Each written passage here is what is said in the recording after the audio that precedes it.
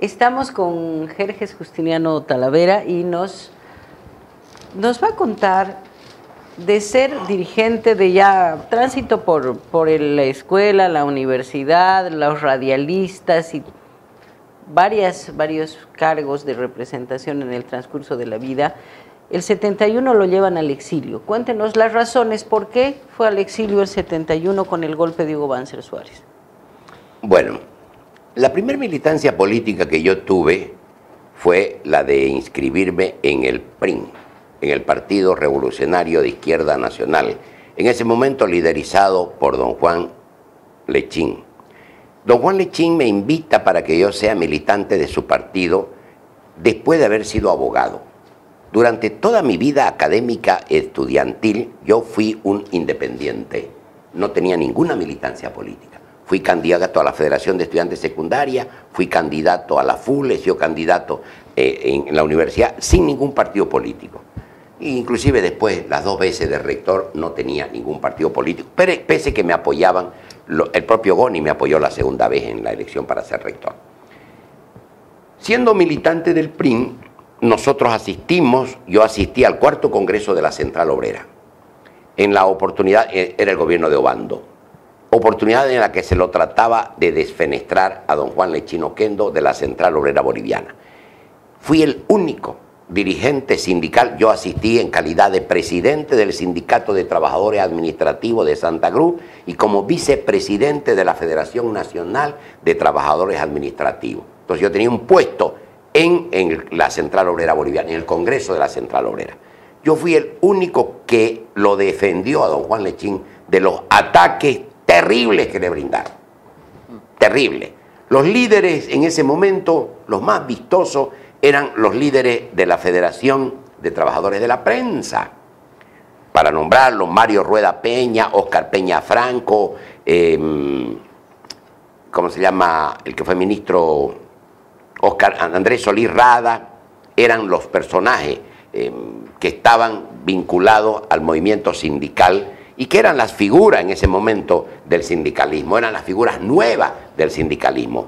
Pero había un atacante terrible contra don Juan Lechín, que era el famoso director de un periódico trotskista, ¿no? Que lo ataca terriblemente a don Juan, porque había visitado don Juan la China nacionalista. Y él decía, no puede ser que este dirigente obrero, sindicalista, vaya a la China de Chiang Kai-shek y no vaya a la China de Mao Zedong, que él debería ir a la China revolucionaria, y ese era el ataque, y entonces aprovechó para querer defenestrarlo. Nosotros teníamos ya un problema en el PRIN. El subjefe nacional del PRIN era don Guillermo Aponte Burela, Tito Aponte, conocido como Tito Aponte. Entonces, nosotros lo defendimos a don Juan, hicimos un convenio con don Juan. Don Juan, lo vamos a defender, pero usted nos va a convocar a una reunión nacional del PRIN para arreglar el entuerto. Ya había una pelea entre Juan Lechín y Guillermo Aponte Burela. Entonces, él dice que sí, de acuerdo. Lo ratificamos, ganamos, trabajamos, yo negocio, Jerjes Justiniano, hay un personaje que está vivo, me puede desmentir. Pepe Justiniano, José Justiniano Ligerón, era dirigente, recién se había nacionalizado la GALF.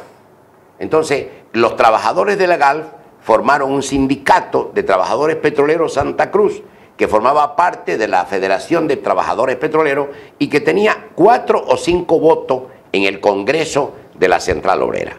Entonces, en la búsqueda de reelegirlo a don Juan, yo negocio con mi amigo Pepe Justiniano. En ese entonces venía a ser dirigente, fue dirigente de la Federación de Estudiantes Secundaria por la Falange Socialista Boliviana. Y la mayoría de los delegados de la ex-GALF eran falangistas. Entonces, yo negocio con ellos para tener los 4 votos de Santa Cruz en favor de don Juan, a cambio de que don Juan lo lleve en la lista como dirigente nacional a Pepe Justiniano. Y lo lleva, cumplimos, elegimos a don Juan, lo reelegimos a don Juan. Y es más, Pepe Justiniano se transforma en el más asiduo revolucionario seguidor de don Juan Lechín, hasta su muerte. Fue su gran amigo y gran leal militante. Y hasta ahora, Pepe Justiniano, a quien tengo mi respeto, fue y sigue siendo un buen revolucionario. Entonces, don Juan no nos cumplió hacia nosotros, al PRI, no nos cumplió y nos miente, dice, señor, no hay nada que hacer, no tengo por qué convocar reunión, aquí no hay nada que revisar, el que quiera se va. Entonces presentamos 40 dirigentes del PRI, presentamos renuncia colectiva. Entre ellos, la mayoría de los dirigentes de la poderosa Federación Sindical de Trabajadores Mineros. Presentamos la renuncia, precisamente en mi hotel, donde yo estaba hospedado, se hace la carta de renuncia, firmamos la renuncia y la presentamos a don Juan Lechín.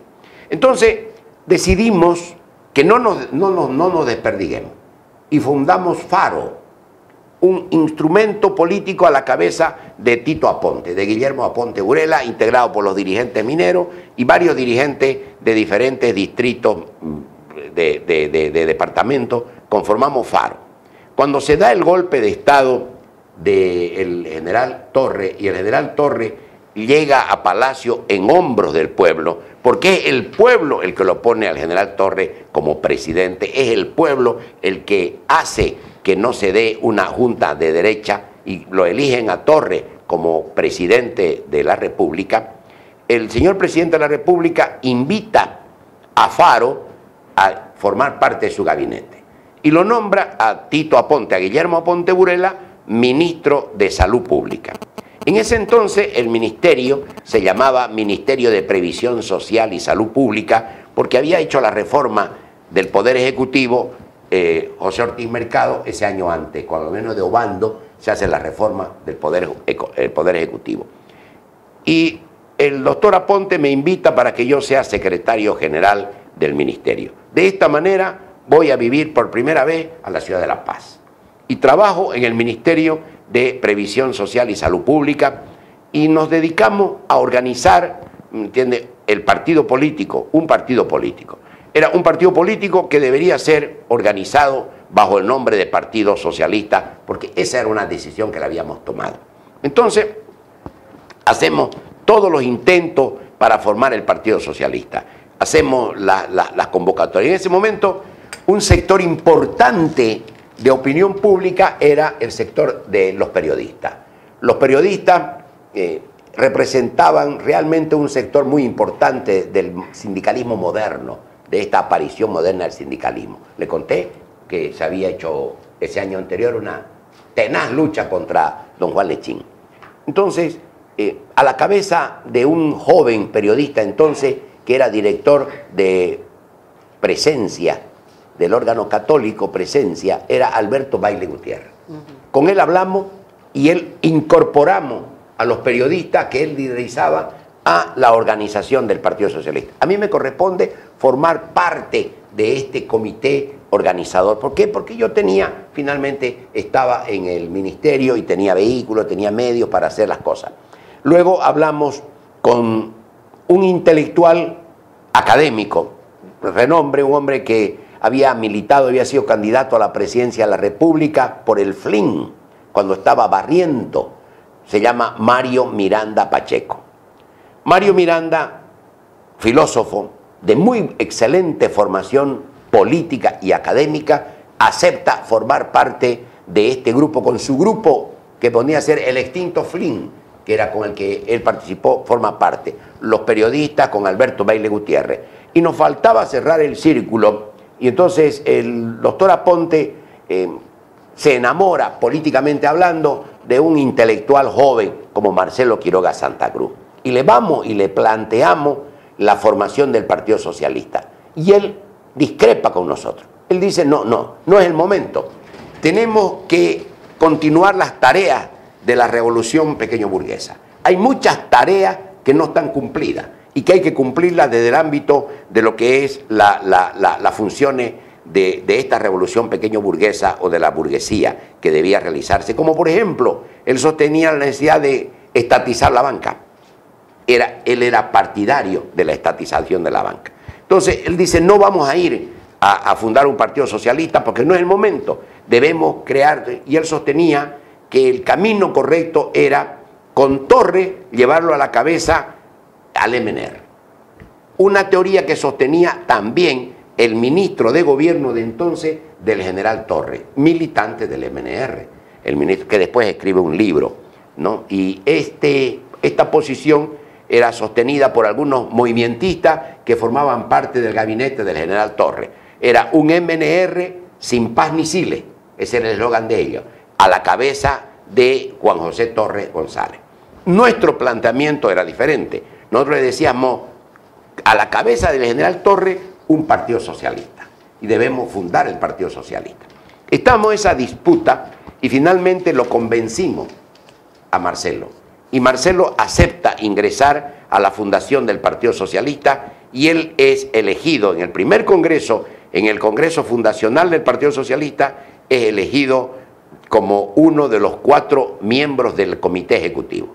El Partido Socialista nace el 1 de mayo de 1971. Iba a nacer en un teatro, pero los provocadores del gobierno, del propio gobierno, del Ministerio de Gobierno, van y nos gasifican. Y salimos a la calle.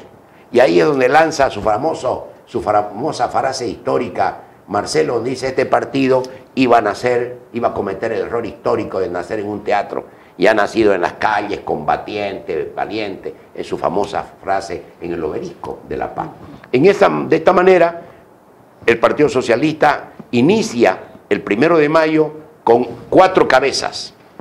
Es fundado en las calles de La Paz el 1 de mayo de 1971 bajo la dirección de Guillermo Aponte Burela, Alberto Beile Gutiérrez, Mario Miranda Pacheco y Marcelo Quiroga Santa Cruz. Fue el último Marcelo en incorporarse a esta construcción del Partido Socialista. De esta manera se funda el Partido Socialista. A los 2 meses, nosotros entusiastas presentamos nuestros cuadros, nuestro primer periódico, nuestra revista del Congreso, y en agosto, o sea, de mayo, junio, julio y mediados de agosto, el 21 de agosto viene el golpe de Estado. 3 meses y medio tiene de vida el Partido Socialista en el país. Y salimos al exilio. Entonces, obviamente, mi cabeza tenía precio, me iban a matar si me encontraban. Entonces yo tengo también otras anécdotas interesantes. Yo salí porque mis amigos desde Santa Cruz me sacaron. Salí, yo quiero agradecer público testimonio, por ejemplo, a un señor que ya murió, pero que un día su hijo me dijo: yo tengo de usted, sé quién es usted, porque mi padre lo sacó en su camión. Yo salí en un camión como ayudante de camión desde Santa Cruz hasta La Paz. Me sacó salí en la maletera del auto del arquitecto Arturo Cronenberg Parada, mi amigo Pipo, que me sacó con el gran, no sé si ustedes recuerdan, el director técnico de fútbol Rubén Saldaña, el famoso Pichicato Saldaña, que fue dirigente, fue presidente como director del equipo seleccionado de fútbol de Bolivia. Ellos fueron el equipo que me hicieron y organizaron mi salida del país, porque decía: si lo agarran a Jerez lo matan, hay que protegerlo. Y salí yo en la maletera del auto de Arturo Cronenberg, salí hasta más allá de La Guardia, allá el camión de su hermano Chango me llevó hasta La Paz. Llegué a La Paz y tomé un auto, inmediatamente me estaban esperando en la casa no en la casa de él, sino en una casa de refugio donde estaba mi compañero Guillermo Aponte Burela, y en la noche nos asilamos en la Embajada de Lima, en La Paz. De esta manera estuvimos como 8 días en la embajada, y a los 8 días nos dieron salvoconducto y salimos a Lima. De esta manera salí yo en septiembre, salí al exilio donde viví 7 años en Lima, Perú. La mayoría de los exilados se fueron a Chile. Recuerda usted que estaba gobernando el compañero Salvador Allende. Entonces se fueron a Chile. Yo, por esas cosas que tiene mi olfato político, mi instinto, no lo sé, o Dios, que es el que nos guía nuestros actos, finalmente no me fui, yo me quedé en Lima. Hice una vida en exilio, revalidé mi título, trabajé gracias a un amigo que lo conocí en el exilio y que fuimos grandes amigos, pese a que éramos rivales políticos, pero también tengo que nombrarlo, Guillermo.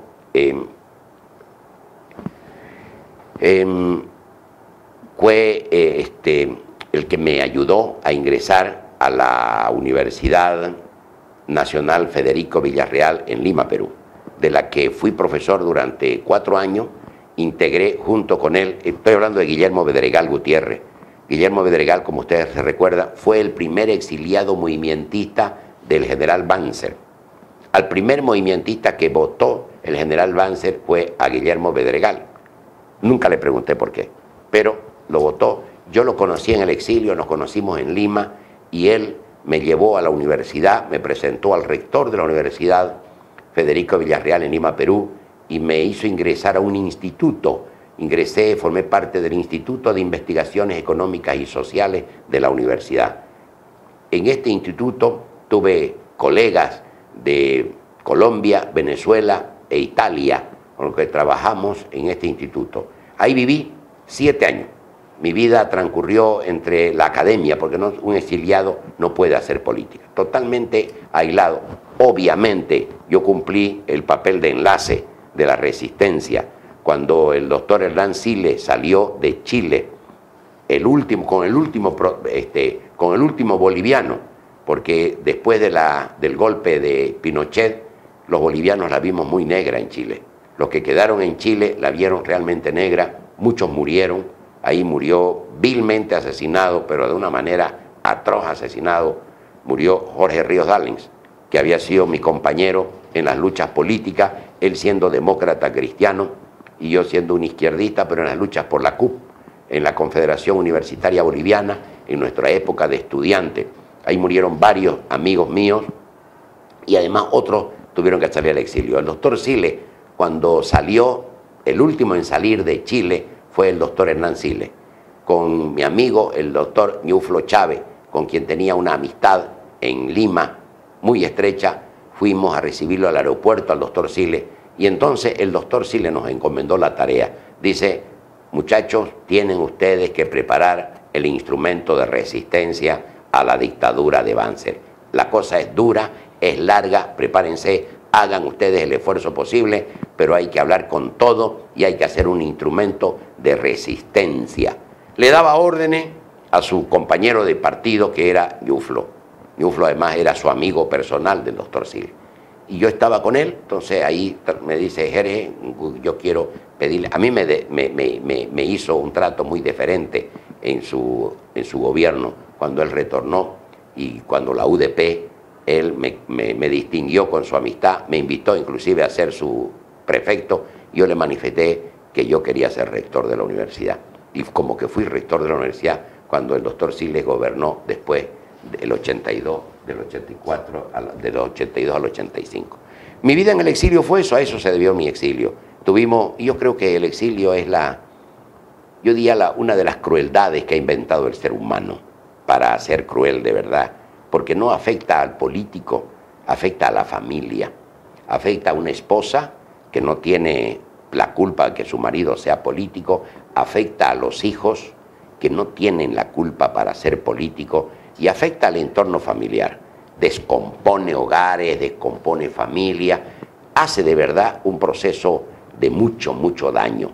Por eso digo yo que una de las crueldades inventadas por el hombre ha sido el exilio, porque aparentemente dice, bueno, qué lindo, vos viviste en el exilio, qué chiste, ¿no? Qué bien, estuviste bien. Claro, no saben. No, cuando uno, y dice, pareciera como una compensación psicológica. Cuando uno está en el exilio es cuando uno más quiere volver a la patria. Yo he venido 2 veces clandestinamente a Bolivia, que no pude ver a mi familia, porque me prohibieron que yo vea a mi familia.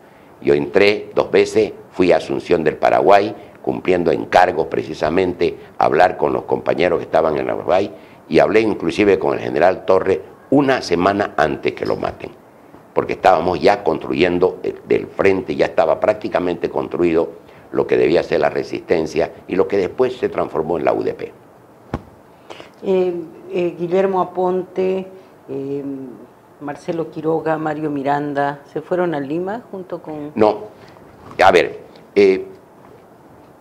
Tito Aponte se fue conmigo a Lima. De Lima se fue a Santiago de Chile, él estaba en Santiago de Chile. Marcelo Quiroga primero salió a la Argentina, si no me equivoco, y de la Argentina se fue a Chile. Mario Miranda Pacheco salió directamente a México. él estuvo en México y allá triunfó de la manera más extraordinaria, Mario Miranda. Llegó a ocupar los mayores cargos en la academia, en la UNAM de México, en la Universidad Nacional Autónoma de México, con su prestigio, y es un hombre muy recordado en México como uno de los intelectuales de mayor valía, académico. Marcelo fue a Chile y ahí se da la ruptura. En el exilio se da la ruptura del Partido Socialista. ¿Cómo fue eso? A ver, el Partido Socialista, que se había fundado el 1 de mayo de 1971 y tenía 4 líderes. Eran 4 vertientes, habían 4 sectores de él. Todo muy bien. Se va a Lima y, mejor dicho, en Santiago de Chile se conforma un frente donde estaba el ELN. En ese frente estaba el ELN. El ELN, usted sabe, es el Ejército de Liberación Nacional. Era un grupo guerrillero foquista que sostenía la necesidad de una guerra sostenida, larga, pero una guerra de guerrilla foquista, más que todo. Entonces, Tito Aponte Burela se opone a que se incluya al Partido Socialista en este frente donde estaba el ELN. ¿Por qué? Nosotros habíamos, al salir de Bolivia, cuando nos asilamos, habíamos formado el Comité de Resistencia del Partido Socialista y habíamos dispuesto, evidentemente, la organización de una dirección clandestina. El Partido Socialista tenía su dirección clandestina en La Paz y esa dirección clandestina era la que dirigía el partido. Entonces, sin embargo, se quiere hacer firmar este frente político en Chile donde estaba el ELN con el Partido Socialista. Entonces, Tito Aponte se niega a firmar. Y Marcelo lo firma. Entonces dice, yo voy a firmarlo porque yo soy tan jefe como es Tito Aponte. Eran los 4. Entonces, Marcelo lo firma y Tito Aponte no lo firma él. Entonces, Marcelo lo expulsa del Partido Socialista. Entonces, obviamente, la historia dice de que no lo expulsó, que no fue así, pero lo hizo una expulsión, además lo hizo pública la expulsión. Tito Aponte, veniano, con bastante energía, lo expulsa también a Marcelo Quiroga. O sea, se expulsan mutuamente, ambos se expulsan. Entonces, yo era el coordinador en el exilio del Partido Socialista, yo mando esa información a La Paz y de allá me viene una resolución del partido. Una resolución que dice, el partido no reconoce dirigencia en el exilio. Si cualquier dirigente quiere ser dirigente del partido, tenga La Paz o venga a Santa Cruz, venga al territorio nacional. Entonces, terminante. No, o sea, desconoce la dirección. De esa manera, desconoce las 2 expulsiones. Si hubieron o no hubieron, no interesa. Evidentemente, a lo mejor fue de boca, pero no hay un documento que diga que lo expulsó el Tito Aponte al Marcelo Quiroga o que el Marcelo Quiroga lo expulsó al Tito Aponte. No hay esa publicación. Lo que evidentemente queda es una resolución interna del Partido Socialista desde el comité subrogante del partido. La dirección dispone, no hay dirección del Partido Socialista en el exilio. Nadie, ninguno es dirigente. Ni Mario Miranda Pacheco, ni Alberto Bailey Gutiérrez. Nadie, ninguno de los 4. Aquí la única dirección es la que está internamente. Ahí se produce la fracción. Cuando Tito Aponte sale de Chile, Tito Aponte se va a Caracas, se va a Venezuela. La mayoría de los exiliados estaban en Venezuela. Allá estaba el doctor Herrancile. Entonces, allá se organiza el Frente de Resistencia y se organiza estando Tito Aponte en el Frente de Resistencia. Entonces, se funda la UDP con el Partido Socialista, ¿me entiende? La UDP con el Partido Socialista. Y se funda el Partido Socialista, se funda la UDP. Es más, venimos a Bolivia, yo vengo amnistiado a Bolivia. ¿Cuándo? ¿Cuándo se da la amnistía? Hay cosas que son importantes. Ese año yo pido autorización al Ministerio de Gobierno para que me den una autorización de 15 días para ingresar al país, solamente para ver a mi familia, para despedirme de mi familia, porque yo tenía contrato para irme a Venezuela. Ya me iba a ir más lejos de Lima. A Lima era fácil, iba mi familia, fueron mis hermanos, fueron mis hijos, fue mi ex esposa, y bueno, tenía más facilidades. Pero tenía un contrato de trabajo gracias a Guillermo Bedregal, que nos íbamos a ir a trabajar a Venezuela. Yo me iba a ir a Venezuela a trabajar, se habían ido varios ya. Entonces pedí autorización para ingresar al país y me la negó el gobierno, terminantemente prohibido. Obviamente yo no la pedí, la pidió el cónsul. El cónsul de Lima pidió autorización a la Cancillería y la Cancillería le negó. En eso se produce la huelga de hambre, que la lideriza la Domitila, ¿entiende? Entonces se da la huelga de hambre que se inicia con 4 esposas de trabajadores mineros y a la semana eran 200 y a los 15 días eran 2000 y además era en todo el país la huelga de hambre. Esa huelga de hambre le arranca a Banzer la amnistía general y él dicta amnistía general irrestricta. Entonces todos volvemos al exilio.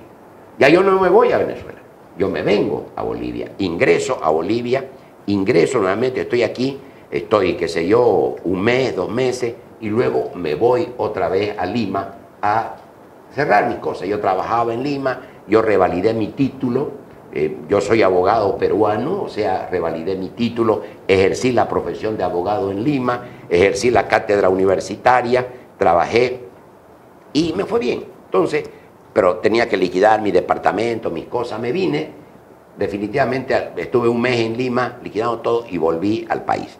Entonces, estuvimos en el país cuando la elección, la segunda elección, ¿me entiende? Se presentaba la segunda elección. Entonces, la UDP, sin consultarme, porque todo se decidía en La Paz, entonces, la UDP, aparezco yo de candidato a senador por la UDP. Entonces, y soy candidato a senador, y como tal, asumo yo el papel de ir a conduzco la campaña, voy, cuando me toman preso en Roboré y me combinan a que me vuelva para atrás, no en San José chiquito, me vuelva para atrás porque no me dejan. Viajé a San Ignacio de Velasco con una maleta con las candidaturas, con las papeletas, porque si usted se recuerda, en ese entonces las papeletas eran individuales, cada partido tenía que proveer las papeletas. Entonces nosotros teníamos que andar con nuestra maleta de papeletas. Entonces yo llegué a San Ignacio de Velasco, pero no llegó la papeleta. No llegaron las paletas. Entonces era un desastre. Evidentemente un fraude escandaloso. Sí. Fue cuando Pereda era el candidato. Bueno, yo fui candidato a la UDP, a la Senado. Una pregunta ahí. Marcelo Quiroga fue candidato ya por el PS1 en las elecciones del 79 y del 80. Ya hubo la decisión. No, en ese momento todavía no. En ese momento todavía no. Se anula la elección de Pereda y se convocan nuevas elecciones. Hay una situación, se convocan nuevas elecciones y en esa es donde hace su incursión Marcelo. Ya. Entonces Marcelo viene y Marcelo llega al país y no lo busca a su partido, de ninguna manera. O sea, él debía haber convocado a una reunión de su partido, no busca a su partido, es más, se reúne con ellos y por último, él plantea que debería ser él el candidato a la presidencia de la República. No lo sé, el diálogo entre don Hernán Siles y Marcelo Quiroga Santa Cruz. Lo evidente del caso es que Marcelo comete un acto que se llama de fraccionalismo. Él fracciona a la izquierda. Y por suerte la UDP era muy fuerte. Pero él plantea y funda su famoso Partido Socialista 1. Entonces le pone un 1 para diferenciarlo al Partido Socialista que estaba en gobierno, que estaba en la UDP. Entonces él se lanza con el famoso Partido Socialista 1, cuando en ese momento lo histórico era ganarle al candidato de Banzer. Pero era tan débil el candidato de Banzer, ya estaba el pueblo tan cansado de la dictadura, que cualquier candidato que gane, con cualquier candidato ganaría la UDP, como que ganó 3 elecciones. Entonces, precisamente, pero Marcelo divide la izquierda y él se lanza con su partido solo. En cambio, la UDP era la concentración de toda la izquierda, Menos mal, vuelvo a decir, que la UDP era fuerte, menos mal que era una alianza muy fuerte, y Marcelo tiene en esa primera votación apenas 40.000 votos. Entonces sacó apenas 40.000 votos, fue la primera vez que se lanzó a las elecciones. Se anulan también esas elecciones, viene el golpe y evidentemente en las elecciones del 80 Marcelo tiene una espectacular votación. Sí, y en el 80 mi partido comete un error grave, históricamente grave. Es uno de los errores que yo lo asumí con lealtad, y lo asumí con la lealtad del caso, y nunca lo he criticado. Pero como se trata de un programa histórico, uno debe develar los hechos tal como son. Se da un celo al interior del partido, de la UDP, entre el MIR y el Partido Socialista. Eran los partidos, digamos, mejor organizados que había en la UDP. Entonces, hay un celo natural, porque ya la candidatura no se olvide usted que la primera candidatura de la UDP fue Hernán Siles Suazo y Edil Sandoval Morón. Entonces, fue cuando se dio el famoso entronque histórico. El MIR plantea la necesidad de un entronque, o sea, que se iba a fusionar con el MNR, que era la savia nueva de este MNR, que se agotaba, y que esta savia nueva iba a revitalizar el MNR, y que era el MNR revitalizado a través del MIR. Eso es lo que su famoso entronque histórico. Y lo encandiló al doctor Siles, y le gustó, obviamente, responsablemente. El doctor Siles actuó bien, porque él vio lo que quería su partido, y lo eligió a Jaime Paz Zamora como su candidato a la vicepresidencia. Y de esta manera, pero en varias oportunidades el doctor Siles lo había invitado al doctor Aponte para que sea su candidato a la vicepresidencia. Había dicho, Guillermo, si va a haber una elección, la próxima elección, usted va a ser mi candidato. Y eso ocasionó una fricción y una lucha interna en la UDP, que lo llevó al doctor Aponte a tomar la decisión de retirarse de la UDP. Entonces se retira de la UDP el Partido Socialista, no forma parte del Partido Socialista, y comete un error político, porque Guillermo Aponte firma un pacto con Benjamín Miguel, ¿entiende? Y el PDC, con la Democracia Cristiana, y forma lo que se llamó el Frente Revolucionario Nueva Alternativa, el FDR. Este Frente Revolucionario Nueva Alternativa lo lanza como candidato a la presidencia a Luis Adolfo Siles Salinas. Una alianza entre la socialdemocracia y la socialdemocracia y la democracia cristiana. O sea, Benjamín Miguel y Luis Adolfo Siles son los candidatos. Luis Adolfo va a la presidencia de la República y Benjamín Miguel va a la vicepresidencia.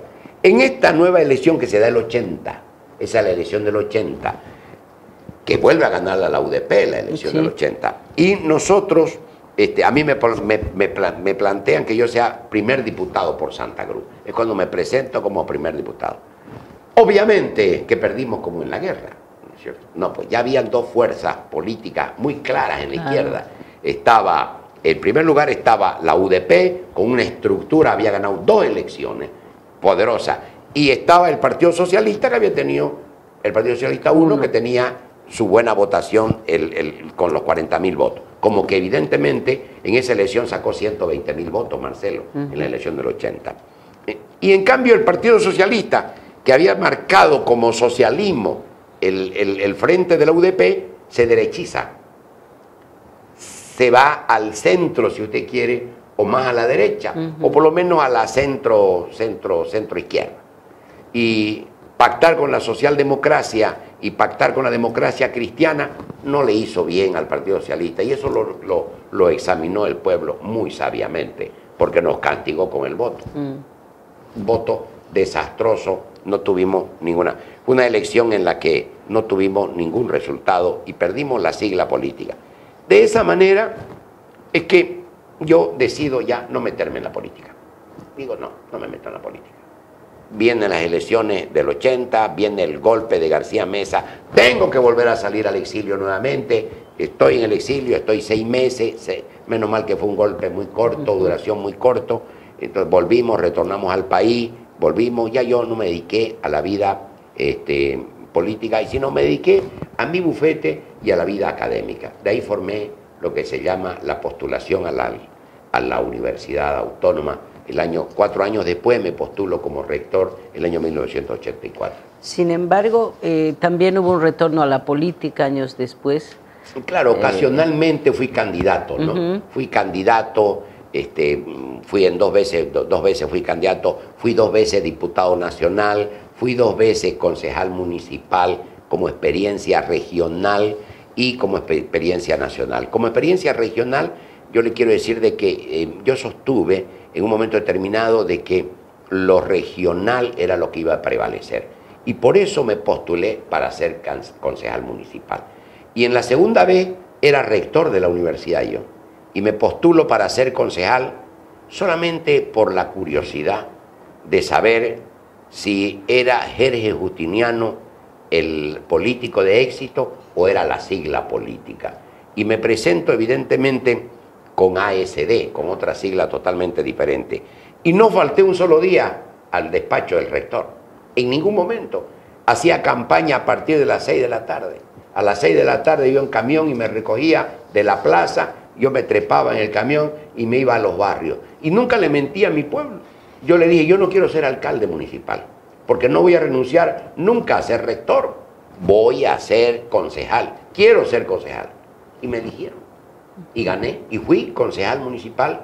Y en esa oportunidad, ¿me entiende? Siendo uno solo el concejal socialista, en una alianza con los 5 concejales que tenía el MNR, hicimos gobierno. Lo nombramos a Percy Fernández, alcalde municipal, y me nombraron a mí presidente del Consejo Municipal. Sin querer, queriendo, como dice el dicho vulgar, pero estaba ahí, se dio la cosa.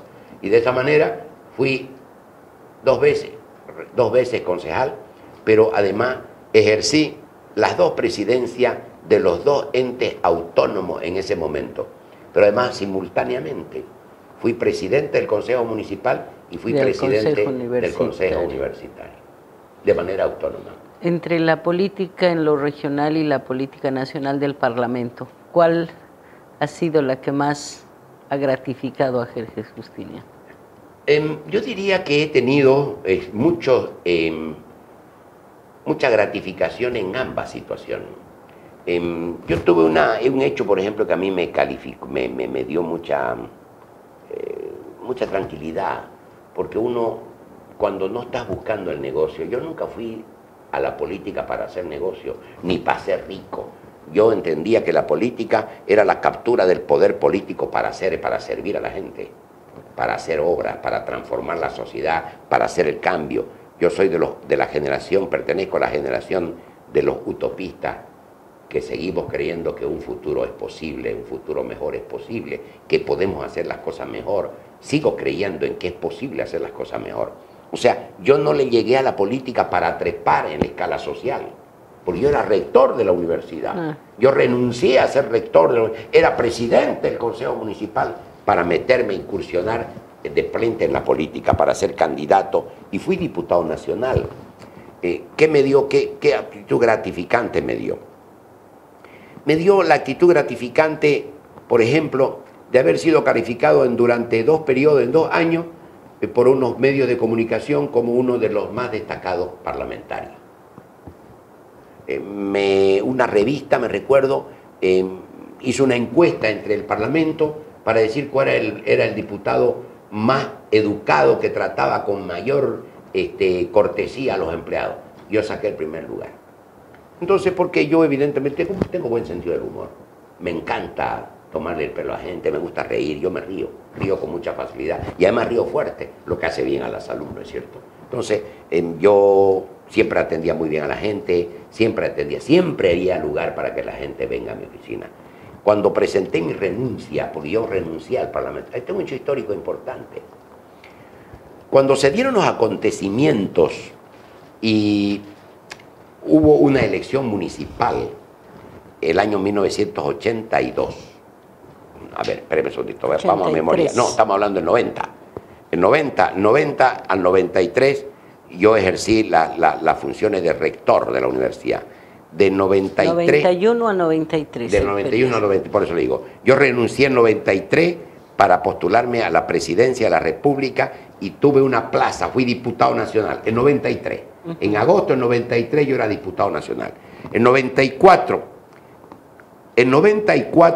hubieron elecciones municipales.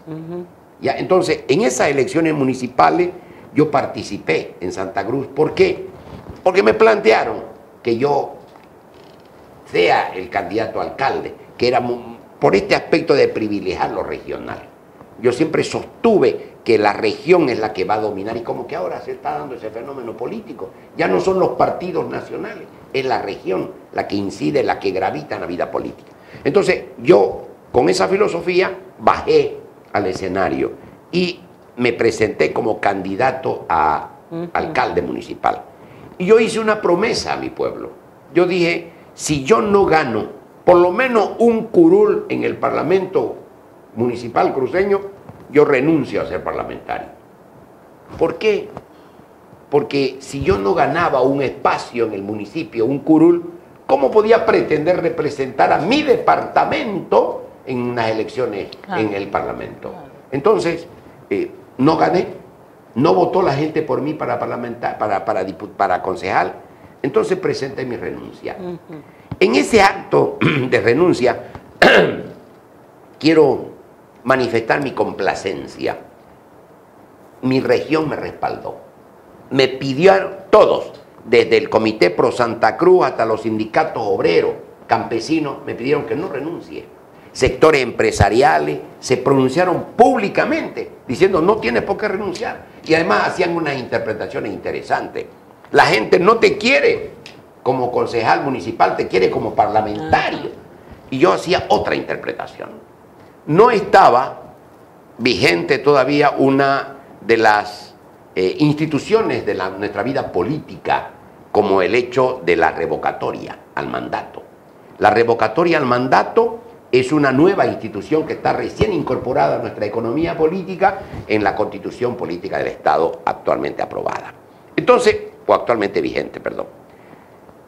Yo agarro y razono de la siguiente manera.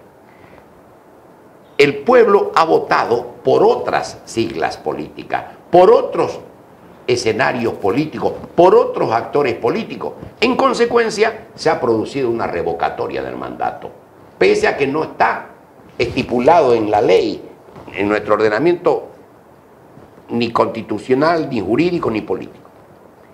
Así diseñé la redacción de mi carta de renuncia. Y el día que la presenté, la carta de renuncia era un congreso, era una sesión de congreso.